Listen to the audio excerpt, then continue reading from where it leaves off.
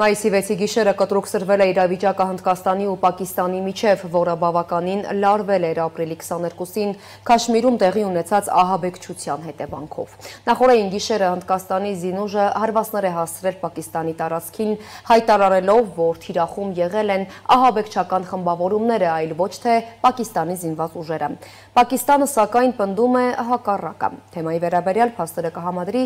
իմ գործընկեր Այդա Կիրակոսյանը։ Այդա,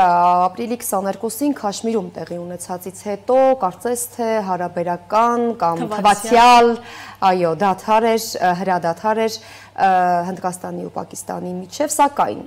Հնդկաստանը որոշեց այնուամենայնիվ հարվածներ հասցնել Պակիստանին, ինչ է տեղի ունեցել գիշերը։ Ինչպես եւ պահանջում էր Հնդկաստանի ժողովուրդը մոդից, այդպես էլ վարվեց երկրի ղեկավարը, որովհետեւ նրանք իսկապես պահանջում էին արժանի հակահարված տալ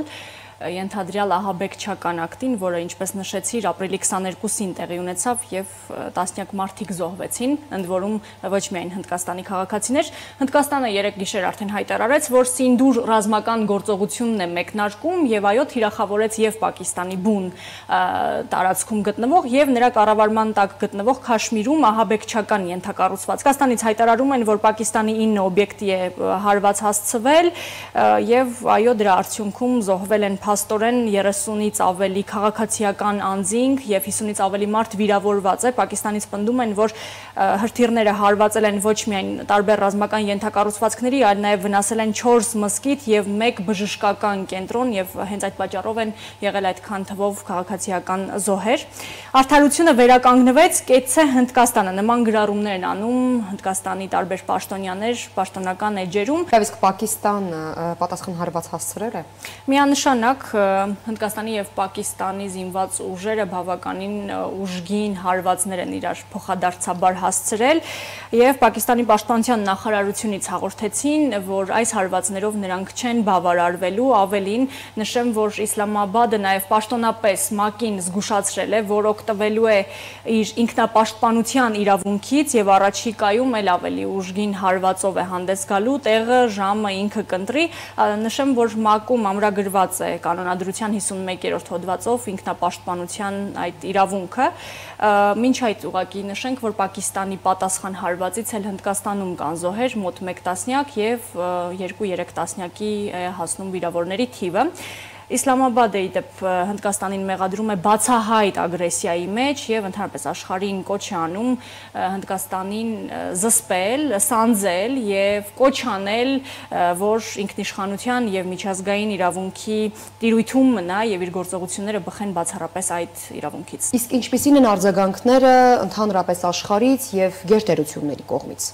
Հետաքրքիր արձագանքներ եղան, սպասելի իրականում։ Միացյալ Նահանգների նախագահ Դոնալդ Թրամփը Հնդկաստանի եւ Պակիստանի միջև հարվածները ամոթալի որակեց եւ հույս հայտնեց, որ այս հակամարտությունը շատ արագ կավարտվի եւ խաղաղ ճանապարհով կավարտվի։ ԱՄՆ պետքարտուղար Մարկո Ռուբիոն եւս կարծիք է հայտնել, նշել է, որ Վաշինգտոնը կաշխատի եւ Պակիստանի եւ Հնդկաստանի հետ հավասարապես, որպեսզի խաղաղ լուծում գտնեն այս հակամարտության համար եւ ել ավելի չսրվի իրավիճակը։ Չինաստանի արտգործ նախարարությունից է եղել հայտարարություն, խոսնակը ցավալի է որակել տեղի ունեցածը եւ երկրներին կոչ է արել զսպվածություն ցուցաբերել եւ առաջնայնություն տալ խաղաղությանը եւ կայունությանը տարածաշրջանում։ Ճապոնիայի կառավարության գլխավոր քարտուղարն է ելույթ ունեցել, մտահոգություն է հայտնել, որ ներկայիս վիճակը Հնդկաստանի եւ Պակիստանի միջև կարող է իսկապես վերաճել լայնածավալ պատերազմի, ինչը կարող է կործանարար լինել երկու պետությունների համար եւ ոչ միայն, նաեւ հարակից ռեգիոնների համար։ Բայց գանք մեզ ավելի հետաքրքրող երկրներին, որոնց մասին նախկինում արդեն խոսել ենք, խոսքը բնականաբար Թուրքիայի, Ադրբեջանի, նաև Իսրայելի արձագանքի մասին է